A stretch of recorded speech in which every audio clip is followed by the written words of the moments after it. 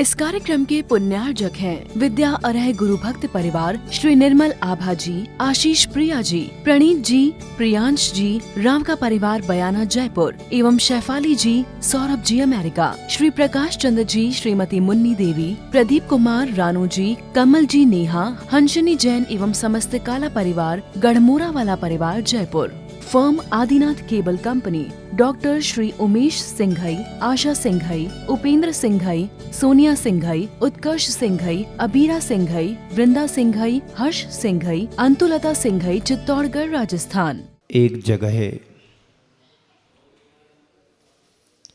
मंदिर बन रहा था। बहुत से मजदूर कार्य कर रहे थे। सैकड़ों मजदूर उस मंदिर के कार्य में कार्यरत थे। तभी वहीं से एक संत का गुजरना हुआ। संत ने रुक कर के एक मजदूर से पूछा, भाई तुम क्या कर रहे हो? मजदूर बेरुखी सी आवाज में कहता है, तुम्हें दिखता नहीं क्या अंधे हो? पत्थर तोड़ रहा। क्या तुम्हें दिखता नहीं अंधे हो क्या? पत्थर तोड़ रहा हूं। संत मुस्कुराए। आगे बढ़ते हैं। थोड़ी दूर चल कर के दूसरे मजदूर से वही प्रश्न करते हैं, भाई तुम क्या कर रहे हो? सामने वाला मजदूर कहता है, मैं पेट पाल रहा हूं। संत मुस्कुराए, थोड़े आगे बढ़े। तीसरे मजदूर से वही सवाल किया जो पहले से किया, दूसरे वाले से किया, तीसरे वाले से भी वही प्रश्न किया कि भाई तुम क्या कर रहे हो? वह मजदूर कार्य करते करते प्रभु के गुणों का गुणगान भी कर रहा था, कुछ भजन सा गुनगुना रहा था और अपना कार्य कर रहा था। कहा, गुरुदेव मैं प्रभु के रहने का मंदिर बना रहा हूं, मैं भगवान को रहने के लिए मंदिर बना रहा हूं। क्रिया एक सी हो रही है, कार्य एक सा हो रहा है, पर तीनों व्यक्तियों के अंदर की सोच और विचारधारा भिन्न भिन्न दिखाई दे रही है। मुझे लगता है आपके भींडर गांव में मंदिर बन रहा है और आज से नहीं बन रहा है, कम से कम 10 साल तो हो गए होंगे। अभी भी मंदिर बन रहा है। पहले भी मंदिर बना था। कुछ लोग आते हैं मंदिर को तोड़ते हैं, कुछ लोग आते हैं मंदिर को बनवाते हैं और कुछ लोग आते हैं व्यक्तियों को जोड़ते हैं। अब आपको क्या चाहिए? तोड़ना चाहिए, जोड़ना चाहिए कि बनाना चाहिए कि बने हुए की आराधना करना चाहिए? तोड़ना, जोड़ना और बनवाना और बने हुए की आराधना, 4 बातें आपके समक्ष हैं। तोड़ना हर व्यक्ति के जीवन के लिए सरल होता है। मंदिर बनाने के लिए सारी जिंदगी लग जाती है। व्यक्ति मंदिर बनाते बनाते सारी जिंदगी को खपा देता है, लेकिन बन नहीं पाता है। सदियों से बने हुए मंदिरों को तोड़ना कोई बड़ी बात नहीं, 8-15 दिन में धराशायी कर देते हैं। ऐसी ऐसी मशीनें तुम्हारे पास आ चुकी। बोलो, आप जिस मंदिर में अभी आप बैठे हैं, ये लगभग 80 साल पुराना तो होगा। 400 अरे इस मंदिर की बात कर रहा हूं जहां मैं बैठा हूं। अब तुम डॉक्टर के सामने डॉक्टरी दिखाओगे तो फेल होगे। तो मंदिर बनाने में हमें बरसों लग जाते हैं, तोड़ने में घंटों लगते हैं। संत तो कहते हैं तोड़ना नहीं जोड़ना सीखो। तोड़ने में कोई मेहनत नहीं लगती है, जरा से झटके में धागा टूट जाता है। जरा सी बातों में संबंध टूट जाते हैं, जरा सी बातों में परिवार टूट जाता है। और बसाने और बनाने में सदियां व्यक्ति के जीवन में बीत जाती हैं। मैं कह रहा था कि क्रियाएं एक सी हो रही, कार्य एक सा हो रहा है। एक व्यक्ति कह रहा है कि तुम्हें दिखता नहीं है, क्या अंधे हो? मैं पत्थर तोड़ रहा हूं। वास्तव में वो व्यक्ति अपने जीवन में सिर्फ केवल पत्थर ही तोड़ रहा है। संसार में ऐसे लोग तुम्हें बहुत से मिलेंगे, सारी जिंदगी पत्थर के तोड़ने जैसी व्यतीत कर देते हैं। उनके जीवन में कुछ समरसता नहीं दिखाई देती है, समानता दिखाई नहीं देती है, एक रूपता दिखाई नहीं देती है। बस उनके जीवन में तोड़ना, सिर्फ तोड़ना ही होता है। सारी जिंदगी तोड़ तोड़ करके, चाहे पत्थर तोड़ रहा हो, चाहे घर तोड़ रहा हो, चाहे किसी व्यक्ति के बने बनाए संबंध को तोड़ रहा हो या बनी हुई बात को तोड़ रहा है, उनका मकसद सिर्फ एक सा होता है, मुझे तोड़ना है तो तोड़ना है, जोड़ना नहीं। ऐसे बहुत से लोग संसार में मिलेंगे। एक बुंदेलखंड में कहावत है, बनी ना बिगाड़े बुंदेला काय के। बनी ना बिगाड़े बुंदेला काय के, जो बनी बनाई को बिगाड़े नहीं, उनकी पेट की रोटी नहीं पचेगी। 3 मित्र थे, आपस में मिले। 3 मित्र थे, आपस में मिले, एक दूसरे से बोला कि तुम अपनी अपनी कमी को बतलाओ, कमजोरी को बतलाओ। एक मित्र ने कहा कि जब मैं प्रवचन करने के लिए जाता हूं तो जब तक तम्बाकू ना खा लूं तब तक मूड नहीं बनता है। तम्बाकू खाने से ही मूड बनता है। दूसरे से पूछा, भाई तुम्हारी कमी क्या है?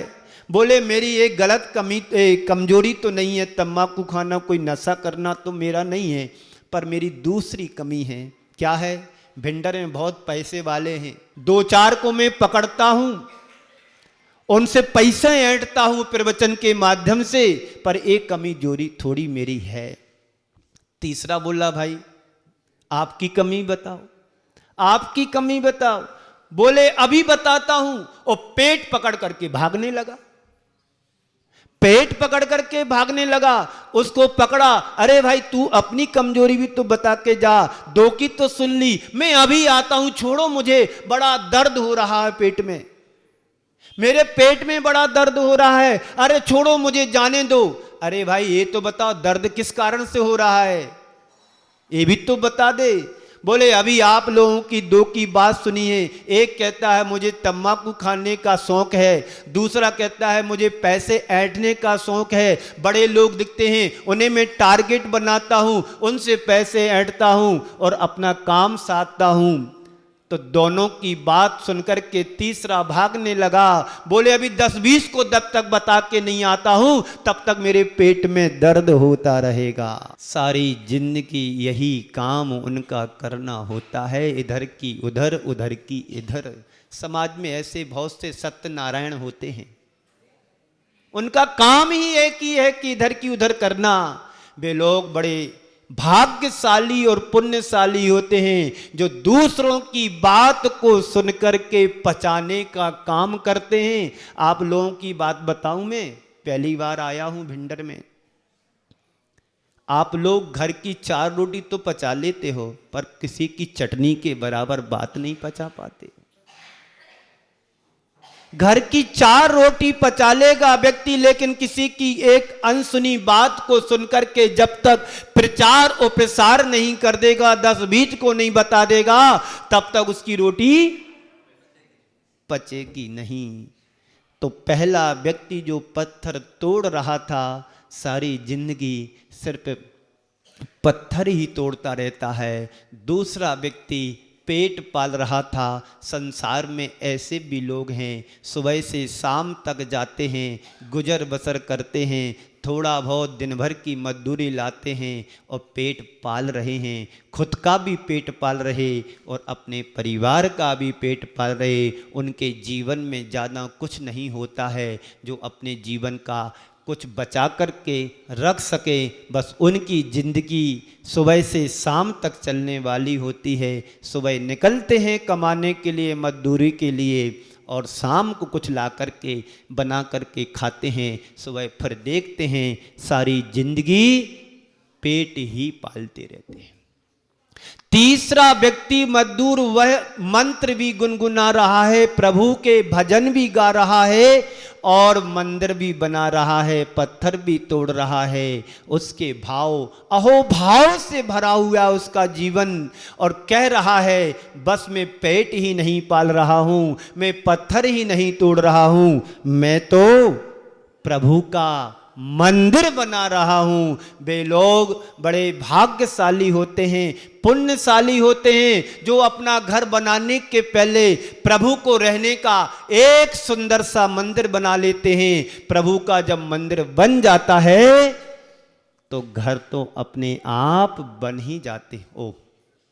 घर तो अपने आप बन ही जाते हैं। संत कहते हैं घर बने या ना बने पर परमात्मा का मंदिर जरूर बन जाना चाहिए। आपका भिंडर गांव बड़ा विख्यात गांव है। यहाँ पर सुधा सागर जी महाराज आए, प्रमाण सागर जी महाराज आए और अन्य साधु भी आए हैं और कहते हैं प्रणम सागर जी महाराज का यहाँ चातुर्मास भी हुआ है। और तो और यहाँ पर कई आर्यिकाओं और महाराजों का जन्म स्थान भी होगा। ऐसी धार्मिक नगरी भिंडर नगरी है।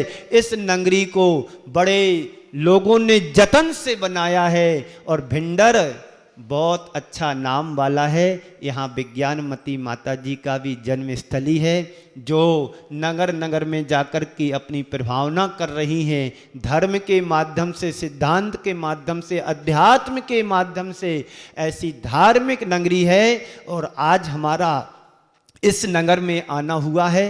अभी सुबह सुबह आए हैं। आप लोग आते रहोगे तो हम आपको देते रहेंगे। सुन रहे हो ना?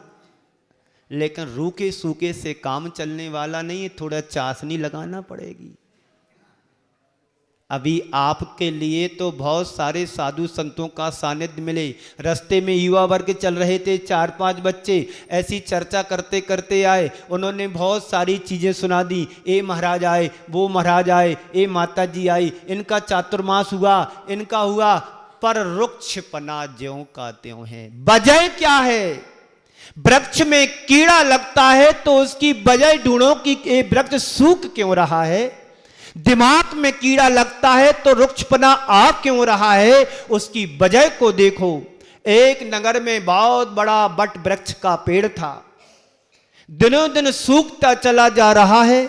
माली रोज पानी डालता है लेकिन वृक्ष में पत्ते नहीं आ रहे। जो पत्ते थे झड़ने लगे, रुक्षपना आ गया। एक दिन एक संत का उधर से गुजरना हुआ। संत से पूछा उस व्यक्ति ने, माली ने, कि गुरुदेव ये वृक्ष हमारा सूख रहा है, इसका कारण समझ में नहीं आ रहा है। रोज पानी डालता हूँ, खाद डालता हूँ, लेकिन इस वृक्ष सूखता चला जा रहा है। कई लोगों का जीवन भी सूख रहा है। संपन्नता की शिखर पर होने के बावजूद भी पर उनके अंदर समरसता नहीं है, प्रेम व्यवहार नहीं है, आत्मीयता नहीं है, वात्सल्य नहीं है, समरसता नहीं है। वजह क्या है? क्योंकि उनके दिमाग में चिंता का कीड़ा लग गया है। जहां चिंता का कीड़ा लगता है, चेतना को चिता बना देती है और चिता की प्रवृत्ति राख होती है। संत कहते हैं चिंता नहीं, चिंतन करो। चिंतन जो तुम्हारी आत्मा को पुरुषार्थ करके परमात्मा बनाने में कारण बनती है। संत ने कहा ये वृक्ष सूख तो रहा है, आजू बाजू देखा, समझ में नहीं आया। संत ने कहा इसकी मिट्टी को खोदो। थोड़ी सी मिट्टी को खोदते हैं, देखते हैं कि इसकी जड़ में कीड़ा लगा हुआ है। आप लोगों की जड़ देख लेना, कहीं कीड़ा तो नहीं लगा है। द्वेष का, राग का, मोह का, बेमनस्ता का, ईर्ष्या का, जलन का। यदि हमारे अंदर इस तरह का कोई कीड़ा पनप रहा है तो समझ लेना कि तुम्हारा खाद पानी कितना भी डालोगे, कितने भी नहाओगे, कितने भी खिलाओगे, सब सूखा का सूखा बना रहेगा। उस कीड़े को निकाला, गुरुदेव ने कहा कि उस जड़ से कीड़े को निकालो। ओ पुनः नई मिट्टी को लाकर के डाला, खाद डाला, पानी डाला, जो वृक्ष जैसे सूख रहा था कुछ ही दिनों में पुनः पूर्वत हरा भरा भरा लगने लगा। हमारी समाज तभी तक संपन्न रह सकती है जब तक उसमें समरसता का खाद पानी, प्रेम व्यवहार का बीज में क्षमा और समता का बारिश होती रहे, तो हमारा समाज हरा भरा बना रह सकता है और रहता है। बंधुओं, आप सभी बड़े धर्मात्मा हो, पुण्यशाली हो, भाग्यशाली हो और सौभाग्यशाली हो। जिस नगर में बिना बुलाए संत आ जाते हैं वो समाज निरंतर प्रगति के शिखर पर बढ़ती रहती है। यहाँ पर पूज्य प्रमाण सागर जी भी आए, वो भी कहते 4 महीने रुक कर के गए। मुझे नहीं पता 4 महीने रुके कि 8 महीने रुके, मुझे तो इतना पता है जो संत यहाँ पर आता है उस नगर में बसंत आ जाती है। जहां प्रकृति अति सुंदर लगती ऐसा संत महंत कहें। जहां प्रकृति अति सुंदर लगती ऐसा संत महंत कहें। ये संत महंत की नगरी है। जिस नगरी में संत आ जाती है नगर में बहार आ जाती है। मुझे लग रहा है भिंडर वाले समझदार ज़्यादा हैं, क्योंकि तभी तो यहाँ बैठे हैं।